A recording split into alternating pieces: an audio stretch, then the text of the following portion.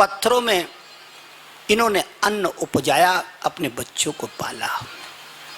मेरे भाइयों, ये सनातन गाथा है। भागवत क्या है?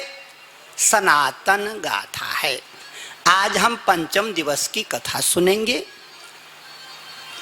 जो सोपान है बाल लीलाओं का, यह मनुष्य का जीवन इतना अनोखा है कि कोई भी बच्चा और कोई भी बेटी जब यहाँ पैदा होती है तो सबसे पहले पाला पड़ता उसका बाल लीला से। किससे पाला पड़ता है? बाल लीला से। और इस बात को ध्यान कर लो कि बाल लीला, बाल कांड जिसको आप रामायण में कहते हैं, वही है भागवत की बाल लीला। बालपन इस मनुष्य जीवन का स्वर्णिम काल है। अरे सोने का वक्त है, सोने का समय है। बाल लीला को कहते हैं स्वर्ण समय। इसीलिए बच्चे सब कुछ भूल जाते हैं लेकिन अपने बालपन को नहीं भूलते। 80 साल का बुढ़ा हो जाता है, माता हो जाती है 90 साल की, लेकिन अपने बालपन को कभी नहीं भूलती। क्यों? क्योंकि बालपन के बराबर कोई बगत नहीं है, कोई मीठा समय नहीं है। इसके बाद तो 16 साल के बाद तो आदमी को जीवन में संघर्ष पैदा हो जाता है, दौड़ पैदा हो जाती है। भागना है, डिग्री लेनी है, पैसा कमाना है, इधर भागना है, उधर भागना है, वो दौड़ में आ जाता है। और दौड़ में आदमी हमेशा तनाव में रहता है, मानसिक तनाव में रहता है। बालपन सबसे प्यारा भगत है इस मनुष्य के जीवन में। बालपन की जो सखी होती है या बालपन का जो मित्र होता है, अगर बाजार में कहीं मिल गया ना तो हम उसको गले भेंट देते हैं, उसको खटाई मिठाई खूब खिलाते हैं, जो वो खाना चाहे खिलाते हैं। क्यों? बालपन हमको याद दिला देता है दान धर्म की। बालपन में आदमी इतना दान करता है, इतना बुढ़ेपन में भी दान नहीं करता जितना दान करता है बचपन में। इसीलिए बाल लीला भागवत की जरूर सुननी चाहिए। महत्व की बात है, बड़ी कीमती बात है, बड़ा अद्भुत बात है, बड़ा अलौकिक बात है। आज हम बाल लीला को सुनेंगे कि गोविंद की बाल लीलाएं कैसे हमारे बाल लीला से संबंधित हैं। गोविंद तो बहाना है बिटिया, लीला तो हमें अपनी ही सुनाना है।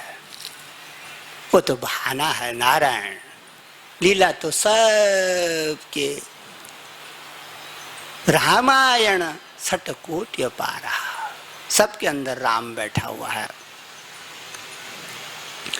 तुझ में भी राम, मुझ में भी राम, सारे जग में राम समाया।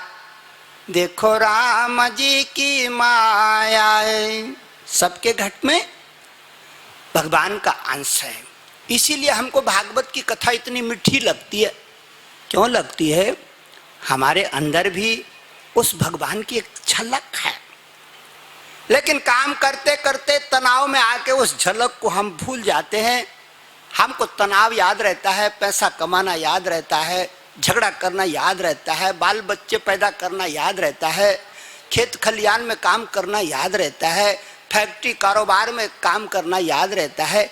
उस झलक को मात्र हम भूल जाते हैं। वो झलक याद होनी चाहिए हर एक मनुष्य को, चाहे स्त्री हो चाहे पुरुष हो, चाहे किसी भी धर्म का मानने वाला हो, है तो मनुष्य ही ना। धर्म को कोई उल्टी पूजा करता है, कोई सुल्टी पूजा करता है, करे, लेकिन उसके अपने अंदर को तो याद कर ले। भगवान ने बार बार झलक दिखा गए। भगवान तो चले गए आत्मा की झलक दिखा के। भगवान हमको अपनी आत्मा का ज्ञान करा करके भाग गए, अंतर्धान हो गए। श्री भगवान वाचे ईश्वर है सर्वभूतानां हृदय से अर्जुन तिष्ठते भ्रामयन् सर्वभूतानि यंत्रारूढ़ानि मायया। हम यंत्रवत हो गए हैं, मशीन से ज़्यादा हमारी कीमत नहीं रह गई है। हमारे अंदर जो अंश छिपा हुआ है उसकी हम कभी पूजा नहीं करते। मंदिर में जाएंगे पूजा करेंगे, नदी किनारे जाएंगे पूजा करेंगे, जंगल में जाएंगे पूजा करें, लेकिन कभी ये ख्याल नहीं करते कि थोड़ा अपने अंतर्यामी को भी थोड़ा पूजा कर लेना, जरा 2-4 मिनट उसका भी तो ध्यान कर ले, थोड़ा उसको भी देख लें। तेरे अंदर जो है कम से कम उसको उठाने की, जगाने की कुछ तो युक्ति करनी चाहिए, या वहीं के वहीं पड़े रहें सारी 80-90 साल तक। नहीं, ऐसा नहीं करना चाहिए। ये भागवत की कथा आत्मा का दर्शन है, आत्मा की पोथी है। आज हम बाल लीला में आगे बढ़ते हैं।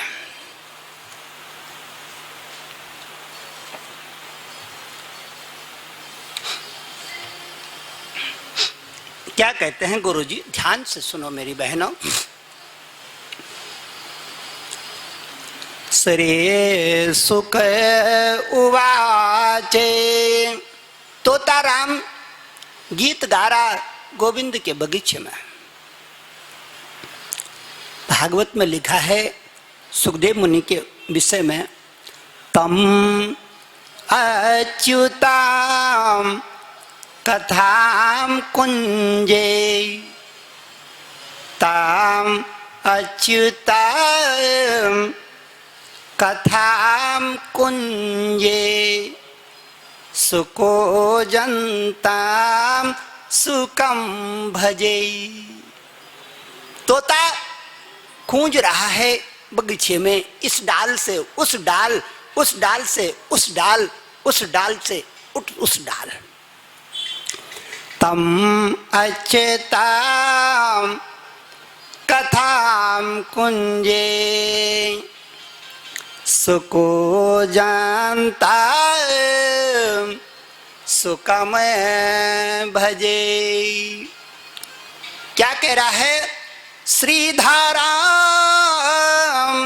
श्रीधारम वंदे, श्रीधर एक परायणम। गीत गा रहा है। सुखदेव मुनि कहते हैं, श्री सुक उवाच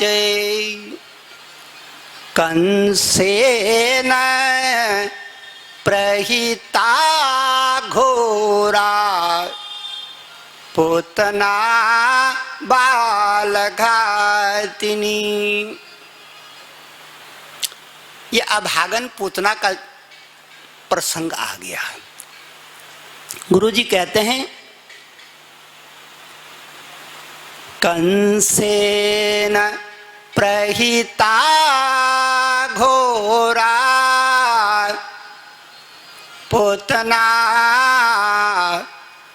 बालघातिनी शिशो चचार निघनन्ते पुरग्राम ब्रजादिशो। आज कंस ने पूतना पठा दी।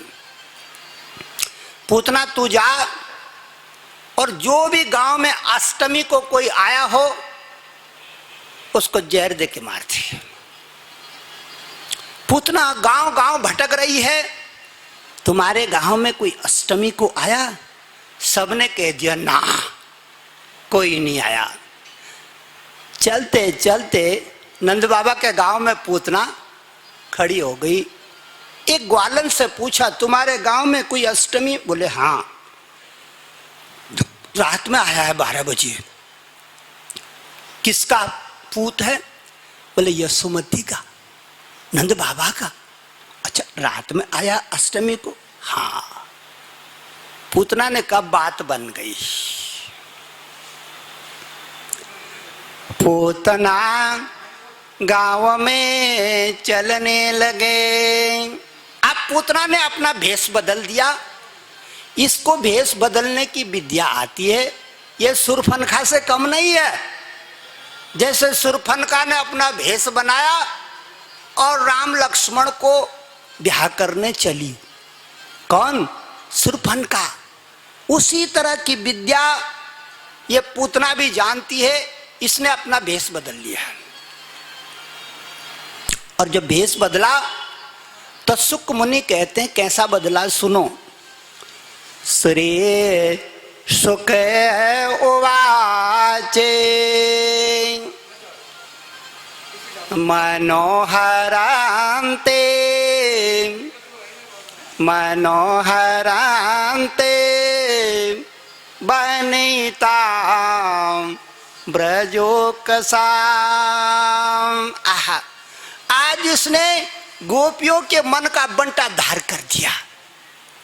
किसने? पूतना ने ऐसा रूप बना दिया। मनोहरांते बनिता ब्रज